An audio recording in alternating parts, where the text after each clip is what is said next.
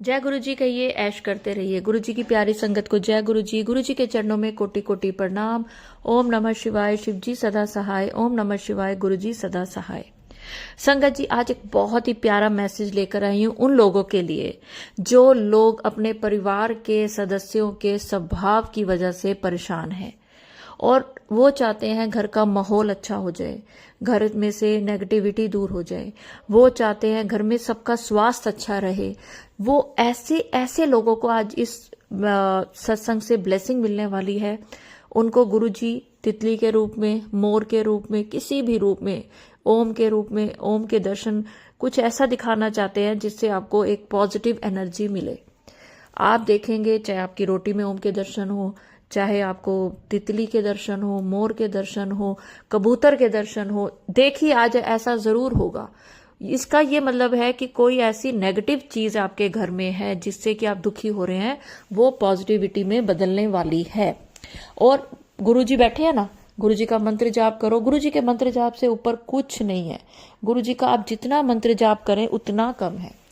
संगत जी, कोशिश करें कि मंत्र जाप करें, शुक्राना करें। जय गुरु जी, शुक्राना गुरु जी, ओम नमः शिवाय, शिव जी सदा सहाय, ओम नमः शिवाय, गुरु जी सदा सहाय। ये मंत्र जाप आपके अंदर चलता ही रहना चाहिए।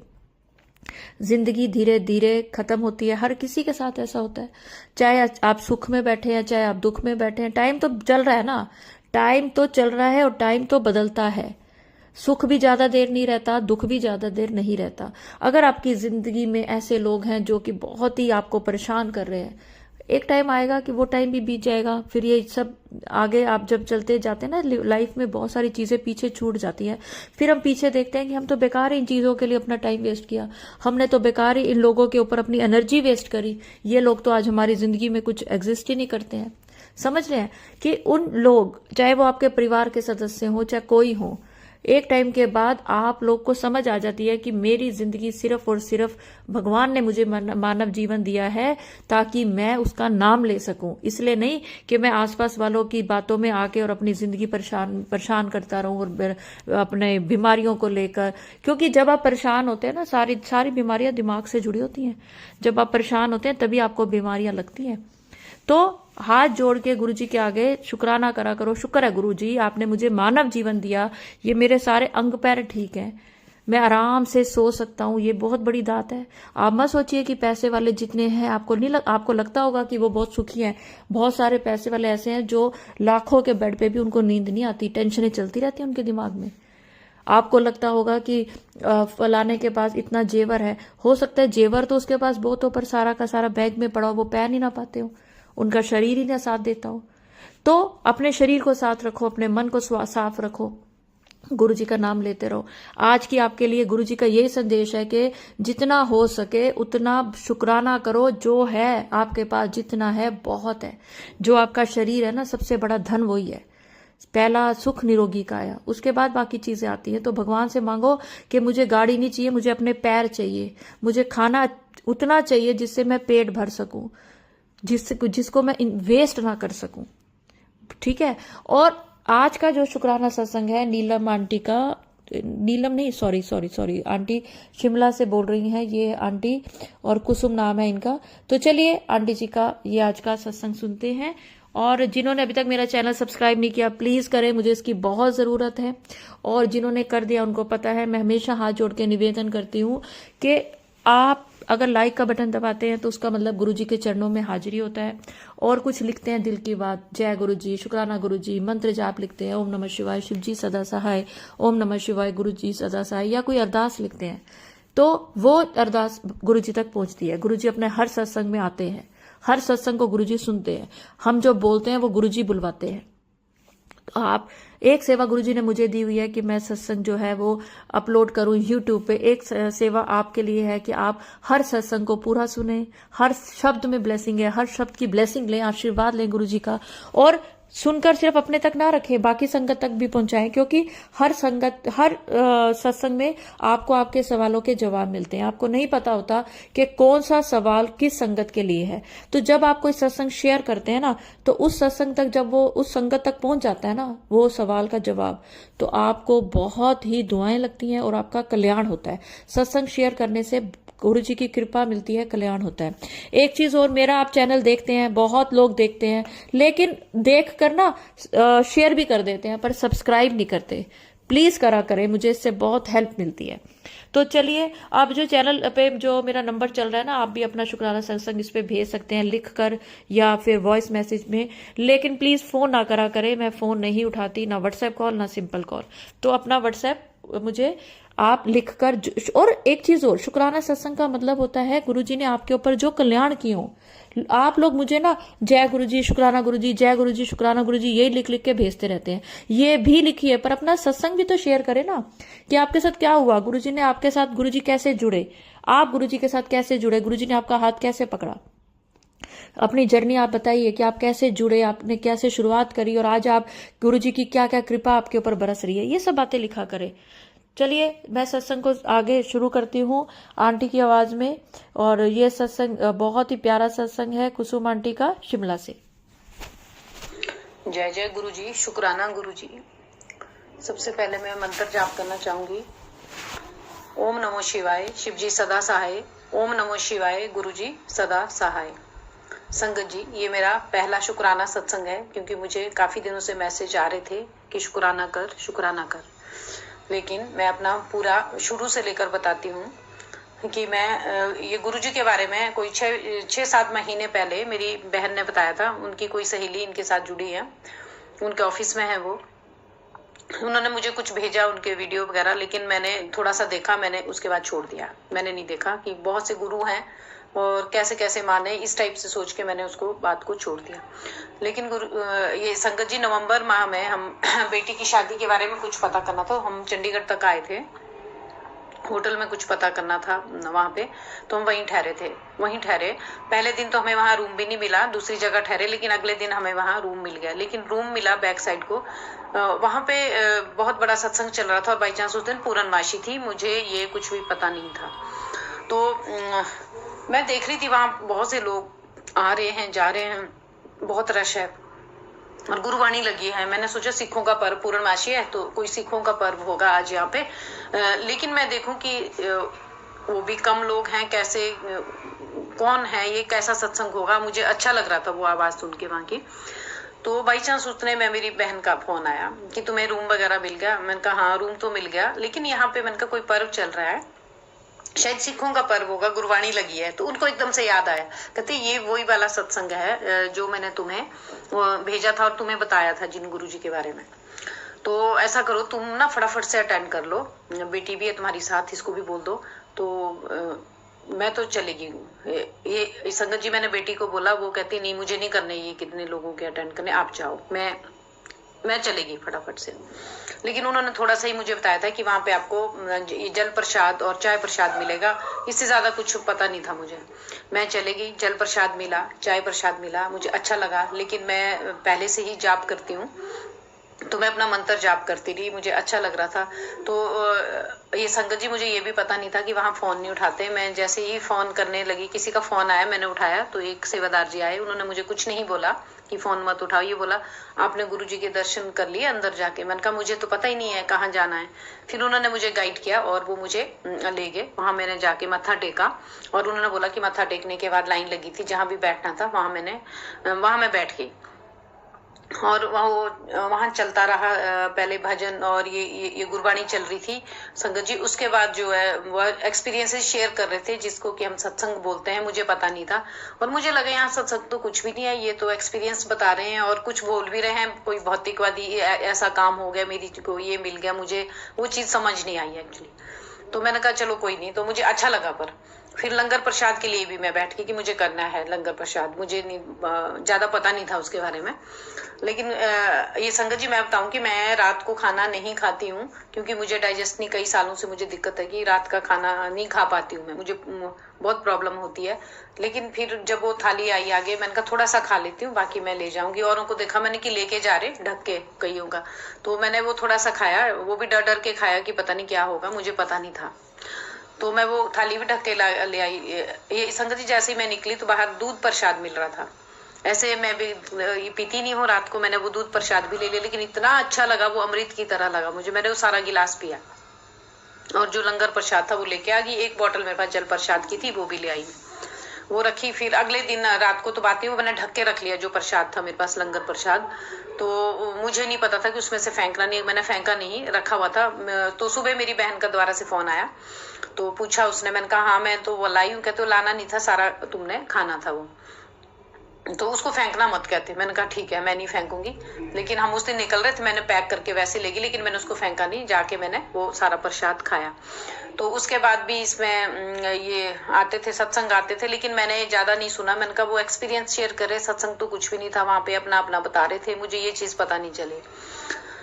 ऐसे चलता रहा संगत जी। फिर अगली जो पूर्णमासी आई उसको तो नहीं आ पाए, मेरा मन हो रहा था अंदर से कि मुझे जाना था, लेकिन मैं नहीं आई, आ नहीं पाई। और फिर तीसरी पूर्णमासी थी, जनवरी के नवंबर में थी वो, ये दिसंबर वाली निकल गई। फिर मैं ये जनवरी वाली पूर्णमासी से एक दिन पहले हमारा बाई चांस यहाँ आने का बना, तो मेरी बड़ी बहन भी आई थी, वो कहती मुझे भी अटेंड करना है। मैंने कहा ठीक है, और बल्कि दिन को बहुत सारे काम थे, मुझे लगा कि अटेंड कर पाएंगे कि नहीं, लेकिन हम गए, पूरा सत्संग हमने वहीं अटेंड किया। फिर मुझे पता था सारा कि कैसे जल प्रसाद मिलता है, चाय प्रसाद मिलता है, मत्था टेकते हैं, उसके बाद लंगर प्रसाद होता है, उसके बाद दूध प्रसाद भी था, वो सारा कुछ मुझे मालूम था। मैंने अपनी सिस्टर को भी वैसे वैसे गाइड किया, लेकिन मैं वहां पे अपना जाप कर ली। वैसे तो ये संगत जी मैं बचपन से, मुझे याद भी नहीं है कब मैं बड़ी हुई, मैं शिव जी की इतनी भक्त हूँ कि पीछे पीछे मंदिरों के पीछे दौड़ती थी, शिवलिंग पे जल चढ़ाना बचपन से लेकर मेरा उधर को ही था ध्यान, मतलब शिव जी को ही मानती थी मैं। मुझे लगता था बस, और मेरी शादी के बाद भी मुझे शिवलिंग दिखते थे जैसे मेरी रक्षा में खड़े हैं, लेकिन बहुत सी मुश्किलों का सामना भी करती रही मैं पूरी जिंदगी, तो कई कुछ चलता रहा। तो अब जो है कुछ साल पहले से तो कुछ घर में दिक्कत थी, कोई नेगेटिविटी थी, कुछ थी, तो किसी ने मुझे, एक गुरुजी हैं सिद्ध योग करके, वहां से भी मुझे बहुत फायदा हुआ। उन्होंने ये श्री कृष्ण का एक कोई संजीवनी मंत्र था, उसका जाप मैं कर रही थी, वही जाप मैं करती रही। फिर मुझे लगा मैं ये जाप करूं वो जाप करूं, लेकिन मैं मानती, लेकिन वहां पे भी मैंने पहले यही देखा कि उन गुरुजी के जो गुरुजी थे वो शिव जी का ही अवतार मानते थे। तो मैंने कहा हाँ शिव भगवान तो यहाँ भी जुड़े हैं, इसलिए मैं कर लेती हूँ, क्योंकि मुझे जिन्होंने दिया वो एक पंडित जी थे, मैं उनको कुंडलियां दिखाती थी। फिर उन्होंने अल्टीमेटली बोला कि मैडम जी पंडित ये जो ये कुंडलियों से नहीं होना है, मंदिर में भी सारी जगह करने से अच्छा आप इसको जाप करके देखो एक बार।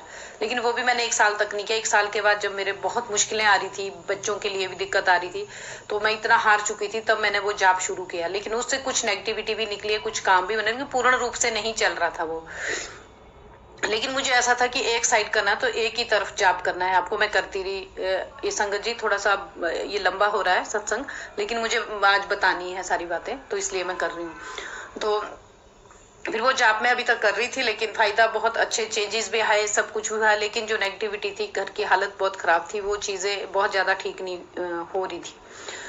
तो हाँ संगत जी एक चीज बताऊं मैं, मेरे को लगता है कि गुरु जी ने है मुझको कुछ 2-1 साल पहले से अपनी शरण में लिया होगा, क्योंकि तितली दर्शन मेरे को तब से ही होते हैं, और एंजलिक नंबर भी मेरे को तब से ही दिखते हैं बहुत से।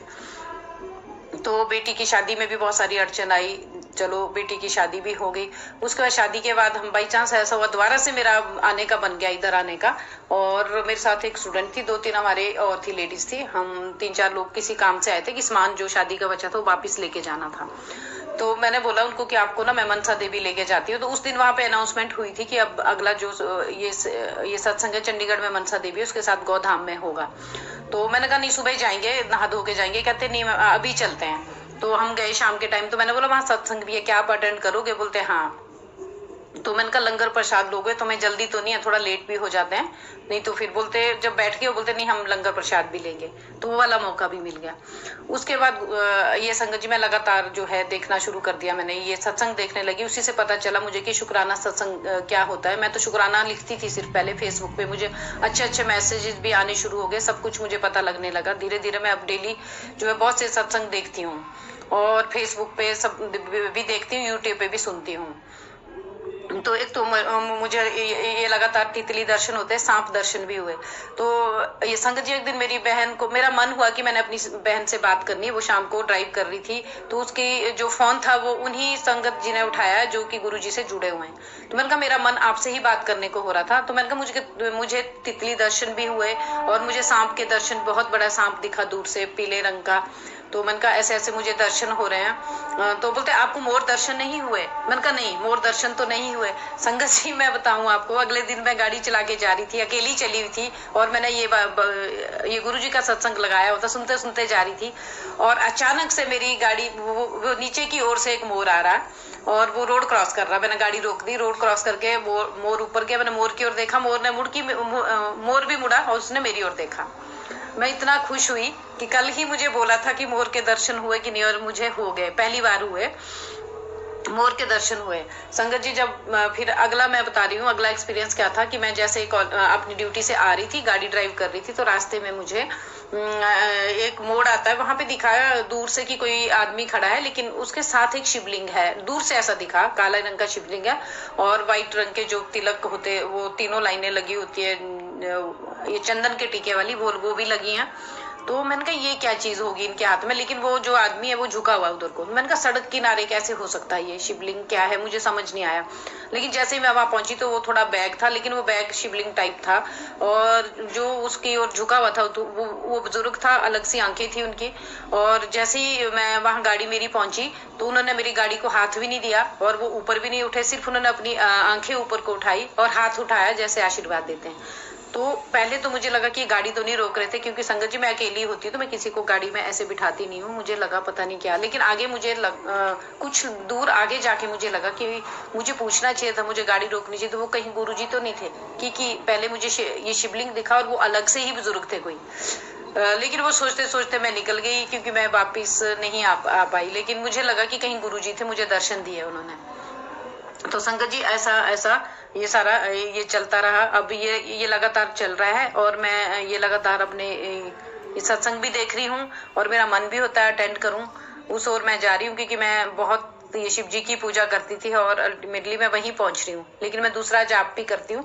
लेकिन मैंने उनसे पूछा था, जिन्होंने वो मेरी बहन की जो साथी संगत जी थे, उनको पूछा था कि मैं तो दूसरा जाप करती हूँ, कहीं ऐसा तो नहीं? कहते नहीं, जो आप जाप करते हैं वो ही करो।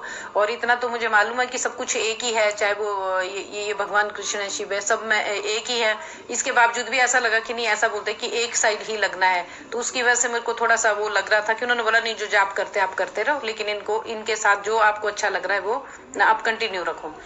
तो ये संगत जी आज भी फिर मुझे मैसेज आया कल परसों कि आप बड़ा सत्संग अटेंड करोगे, तो आज भी मैं पहुंच गई हूँ, शाम को आज मैं अटेंड करूंगी ये सत्संग। लेकिन मेरे को 2-3 दिन से मैसेजेस आ रहे थे लगातार कि शुक्राना करो शुक्राना करो, तो इसलिए मैंने ये अपना एक पहला शुक्राना तैयार किया है। इसके बाद संगत जी मैं जैसे ही समय मिलेगा मैं अगला भी करूंगी। और ये सबको, संगत जी को जय गुरु जी।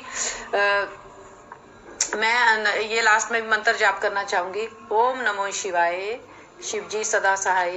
ओम नमो शिवाय, गुरु जी सदा सहाय। जय गुरु जी, सभी संगत को जय गुरु जी। जय गुरु जी। आंटी जी बहुत ही अच्छा सत्संग और बहुत ही अच्छी आपकी जर्नी जो स्टार्ट हुई जैसे हुई सब, और आज देखो आप सत्संग अटेंड करने जा रहे हो। तो संगत जी अगर आपको भी ये सत्संग अच्छा लगा, और ज़रूर लगा होगा, मैं हमेशा कहती हूँ सत्संग पूरा सुना करें, क्योंकि कई बार आखिर में ऐसी कोई बात बोली जाती है जो आपके लिए आपके सवाल का जवाब होती है। और अगर अभी तक आपने मेरा चैनल, बहुत सारे लोग ना मेरा चैनल सब्सक्राइब नहीं करते, देखते रोज हैं, रेगुलर देखते हैं मेरा चैनल, लेकिन पता नहीं उनको सब्सक्राइब करना नहीं आता या मुझे नहीं समझ आती, क्योंकि इतने लोग ऐसे हैं जिन्होंने चैनल डेली मेरी वीडियो की वेट करते हैं, जैसे ही मैं डालती हूँ देखते हैं, क्योंकि मेरे पास नोटिफिकेशन आ जाता है कि आप इतने लोग देख रहे हैं, लेकिन अगर आपको सब्सक्राइब नहीं करना आता तो किसी से करवा लीजिए जो लेकिन गुरुजी के इस चैनल से जिसका नाम है positive thinking with Deepa Chhibber, आप इसके साथ जुड़ें और गुरुजी की ब्लेसिंग्स पाएं। जय गुरुजी, शुक्राना गुरुजी, ओम नमः शिवाय, शिवजी सदा सहाय, ओम नमः शिवाय, गुरुजी सदा सहाय। जय गुरुजी, शुक्राना गुरुजी।